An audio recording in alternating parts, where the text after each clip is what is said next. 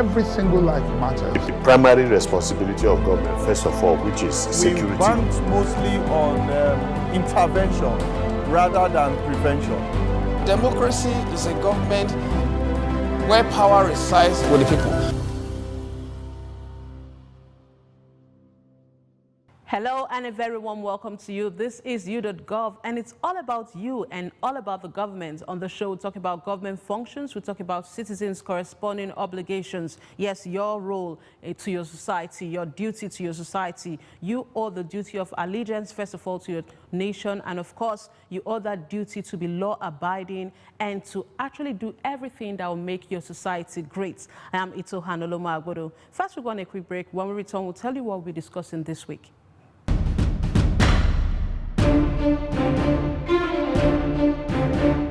This week on Edubox, we are taking another look at the controversial Infectious Diseases Bill currently before Nigeria's National Assembly. The proposed legislation is meant to create a legal framework for the federal government to manage special circumstances surrounding infectious diseases outbreak, but activists said it is riddled with undemocratic provisions.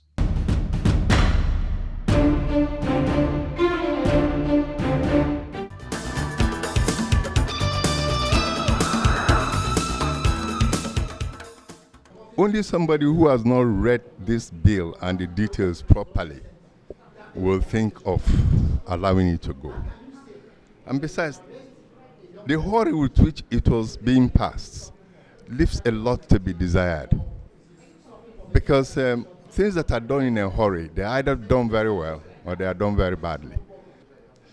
Because Singapore was under dictatorship when this rule, because without a dictatorship, you cannot have this infectious disease bill passing. That is just one simple fact. And anybody who has picked it from there should have seen that the culture is different, the government is different, everything is different. You need a dictatorship to have such a draconian law guarding you. And why now, when Nigerians are bothered about their life and their livelihood, there are better times for us to look at these things quietly.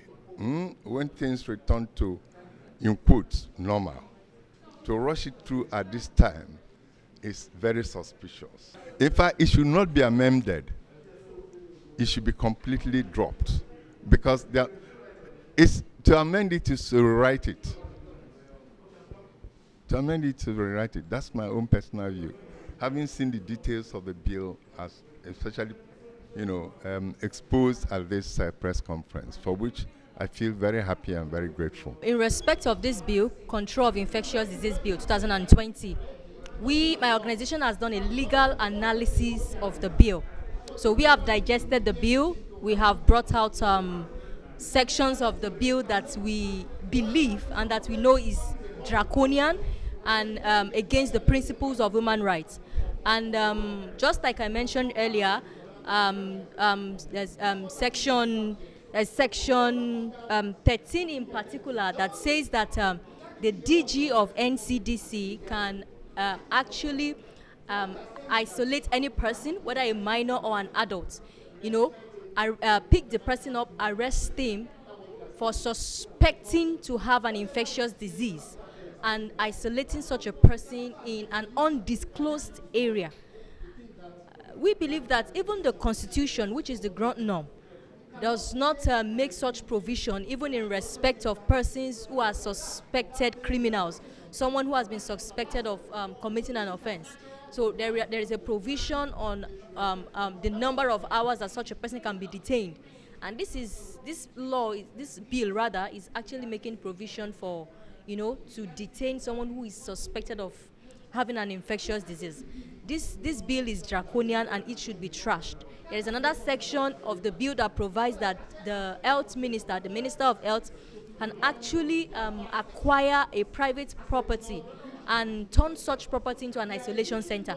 There are provisions in our law, already existing law, like the Land Use Act, that provides for when the government or its agency can acquire any property in Nigeria. And these are just one or two of the various draconian sections that this bill has actually tried, that the House is trying to pass into law. So what can be done to trash this bill, to ensure that this bill does not come into law, is number one, to attend the public hearing that is coming up on the 11th, 12th, and 13th of June, to ensure that this bill is trashed. And the only way this can be done is if people are aware of the public hearing that is coming up, people are aware of the provisions of the bill, and also how it affects them.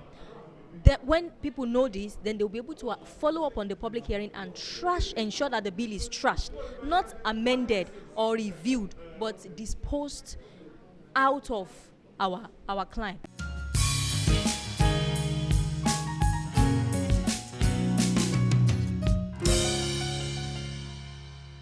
You're welcome back. Well, if you just joined us this week on the show, we are going to be taking a look at some national issues that actually affect the citizenry. And we are taking a look at the Infectious Diseases Bill again. Apart from the Infectious Diseases Bill, we'll also be taking a look at how the lockdown has been affecting people, especially parents. But for the Infectious Diseases Bill, we told you earlier that that bill is riddled with undemocratic provisions, riddled with draconian provisions that would affect the liberty of citizens and would totally annihilate our fundamental human rights as we know it. We have a response from a legal practitioner, Samuel Akpologun, that I'll be taking a listen to now.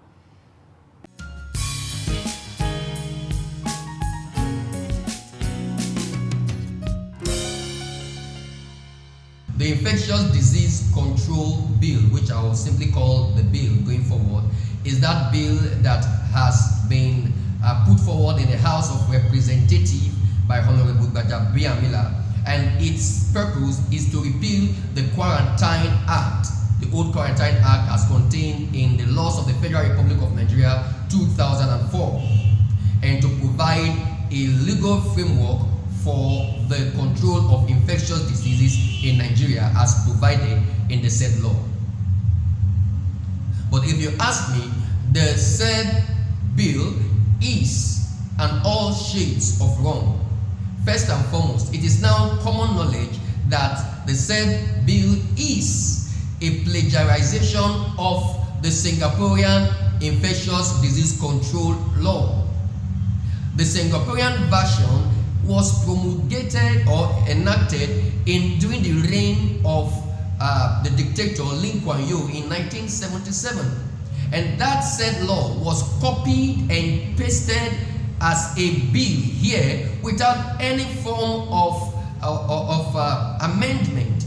In fact, the only modicum of amendment involved in this bill is simply the replacement of Singapore with Nigeria and Director General with Director. That is, Singaporean version had Director and Nigerian version had Director General. Apart from that, the said bill flies against the provisions of the Constitution of the Federal Republic of Nigeria. Section 4 of the Constitution of the Federal Republic of Nigeria, Section 1, subsection 4, tells us that the Constitution of the Federal Republic of Nigeria is supreme, and any law that contradicts the provision of the Constitution of the Federal Republic of Nigeria shall, to the extent of its inconsistency, be void. That is the position of this bill. The bill contradicts the provision of the Constitution in the sense that, firstly, it flies against the doctrine of separation of power, in that it fuses in the same person, the Director General, the power of the legislature, the power of the executive, and the power of the judiciary.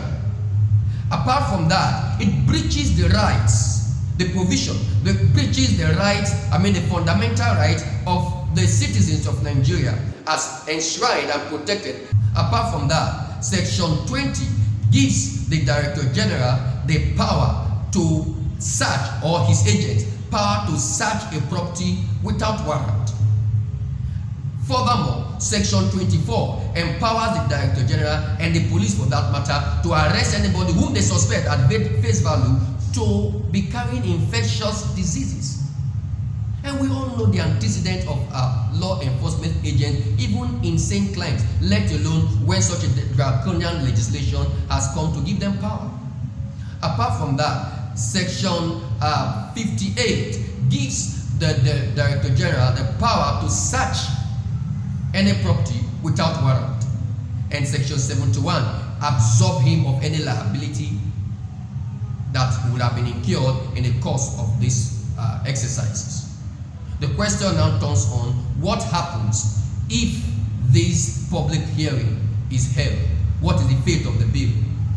Now, the Constitution of the Federal Republic of Nigeria has stated clearly that sovereignty belongs to the people of Nigeria, who have donated same to the government that hold it in trust for them. To that extent, the Nigerian people have the power to determine how they would be governed. The public hearing, therefore, is an opportunity for them to air their views on how they intend to be governed. If in the public hearing, the Nigerian populace are able to come out and say, no, we don't want this law. We don't want to be ruled by such a draconian legislation that seeks to enthrone a group of oligarchs that intend to take away or detract from their fundamental right, then so be it. The law or the bill will be dead on arrival. It is therefore expected that our legislators are people of sound mind who believe in the rule of law and in the sovereignty of the average Nigerian, and will therefore heed to the cry or the position of Nigerian as will be aired in the public hearing that is coming forth soon in this month of June. That's my position. Thank you very much.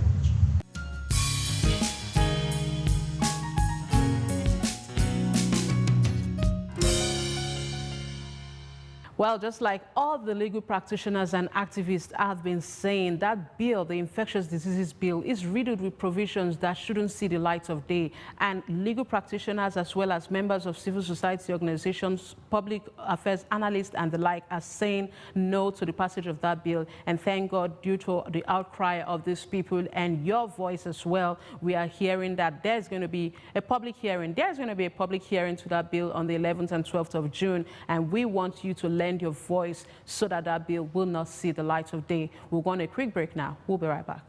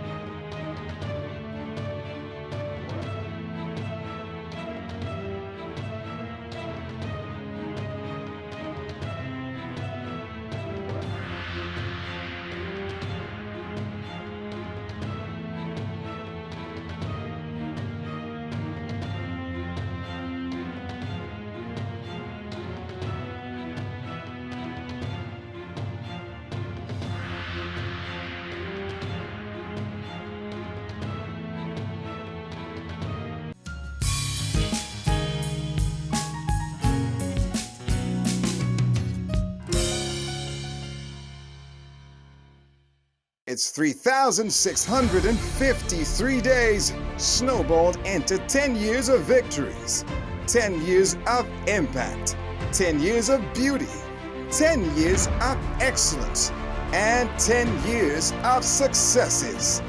Thank you, our dear esteemed partners. You made the years worth its while. For your unflinching support, your seeds of love, for standing with us through and through. Thank you. It's our festival of lives.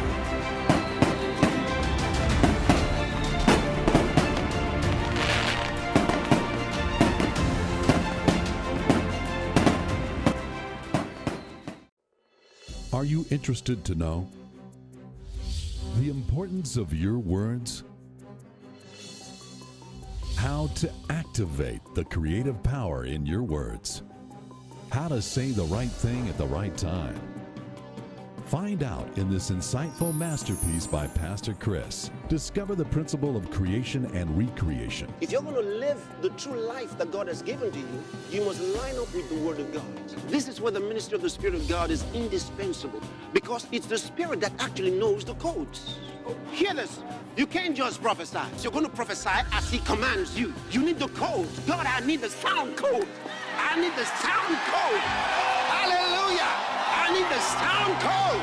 Once you have the sound code and you give it, creation will respond to you. Glory to God.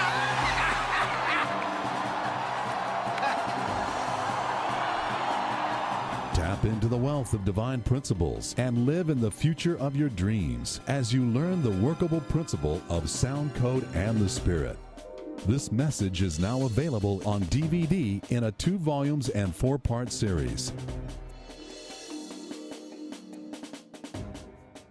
To place your order, kindly call the following numbers now showing on the screen, or you can visit www.christembassyonlinestore.org or download through the Pastor Chris Digital Library app, available on Google Play Store and Apple iStore. You will be glad you did.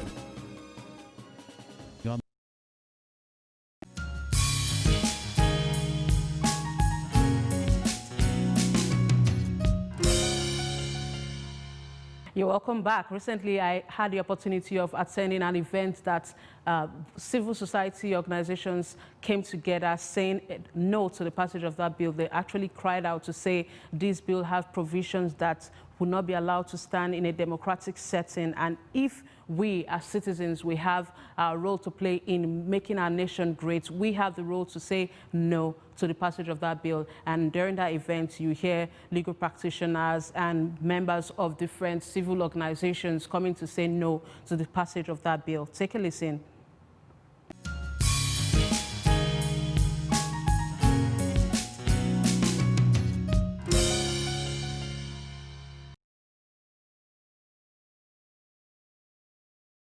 In the last 4 weeks, the media space has been awash with the controversy surrounding a bill currently undergoing legislation by the National Assembly. The new bill is titled Control of Infectious Diseases 2020, a bill for an act to repeal the Quarantine Act and enact the Control of Infectious Diseases Act. So what we are saying is that at that public hearing, they should give an opportunity to express their views on the bill. And if they are given that opportunity, the members of the National Assembly will see that various provisions of the bill are draconian sections. They are sections that violate our fundamental human rights. How can you say that somebody's house could be declared as an isolation center just like that without paying the person compensation? That is against natural law. You cannot do that. Every part of the bill is troubling, not just to me, to Nigerians. So I want to believe that because of the broad consensus that Nigerians have with regards to this bill, that this is something that what we are doing is in tandem with the thinking of Nigerians. Virtually every section is bad. It's irredeemably bad, and it's not something that can be managed under any circumstances.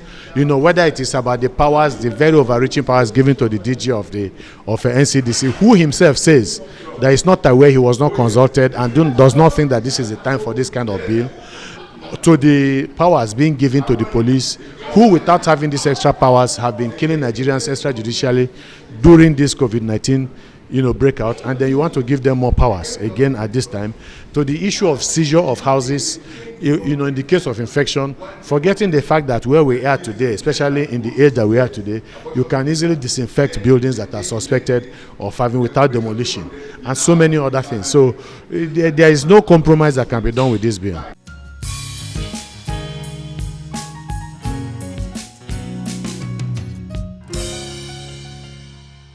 Well, you heard them. No, no, no. We are saying no to the passage of the Infectious Diseases Bill, and that is why we are taking a look at this topic again. And we had some videos sent to us by parents in Nigeria during their stay home, the activities they embarked on, and how they were able to cope with children during the lockdown period. We want you to see this, and also would like you to send your videos to us after now.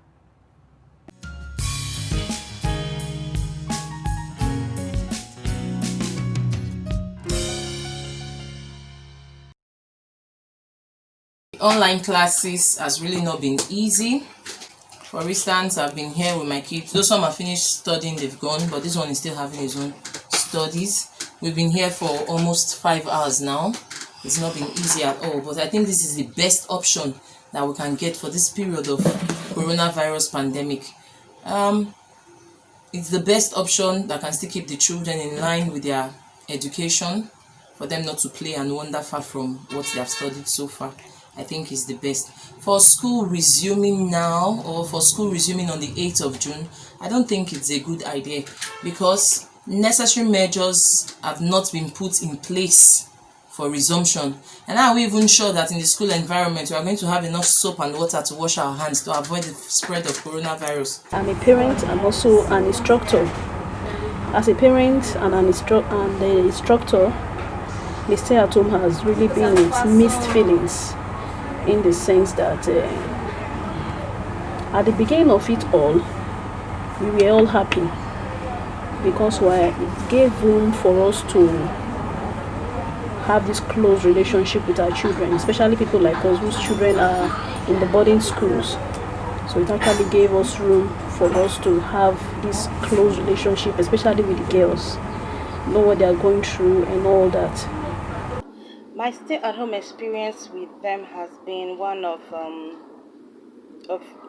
discovery, because I've discovered a lot of things about my kids that I didn't know before, because of the time that we get to spend after school together. But spending the whole day together, I've discovered a lot of things about them, and a lot of things that I needed to correct as well, that we've corrected, and then a lot of things that they've learned as well. They are learning household chores more than before and everything.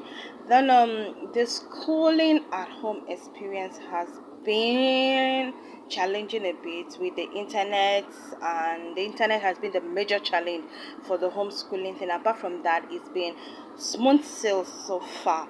Having the children coming back to school for now is with trepidation for me, because there are no safety measures that have been put in place that I can see it and I'm comfortable with allowing my kids to go back to school. But if the safety measures are in place, why not? The children can easily go back to school, which will be a little bit of ease for me. Without the safety measures, I don't think children should go back to school for now.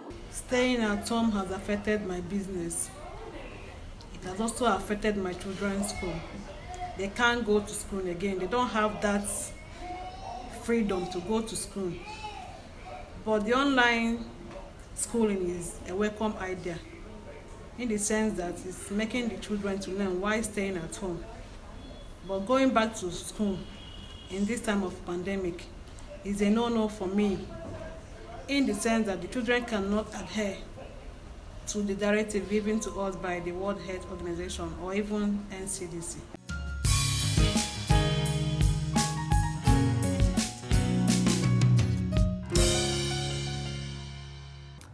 Well, what was meant for evil turned out to be good in some situations. Some people learned new skills, and parents were able to bond again with their children. And of course, we in the Love World Nation were able to listen more to our man of God, Pastor Chris.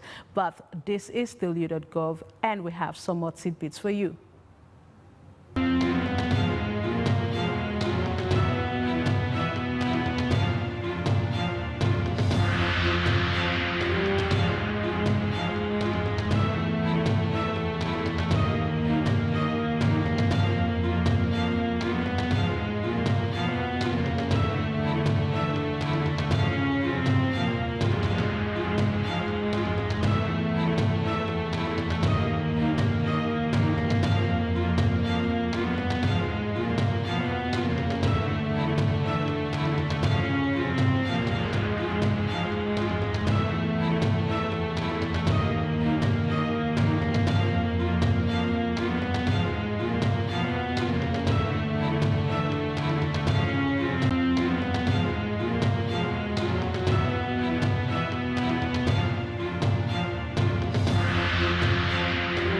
Well, that's much we can take this week on u.gov. It was indeed very interesting. We got reactions from lawyers and members of civil society organizations saying no to the passage of the Infectious Diseases Bill. We also got some experiences, some clips from parents at home sharing their experiences with their children during the lockdown period. We would like you to get information across to us. We'd also like you to give us updates and reviews. So we'd like you to log on to our website on www.loverplus.tv. You can also send email to us at info@loverplus.org, and you can send comments to the number that will be showing on your screen now. I'm Olomu-Agbodo. God bless you and God bless Nigeria. Every single life matters. The primary responsibility of government, first of all, which is security. We bank mostly on intervention rather than prevention. Democracy is a government where power resides with the people.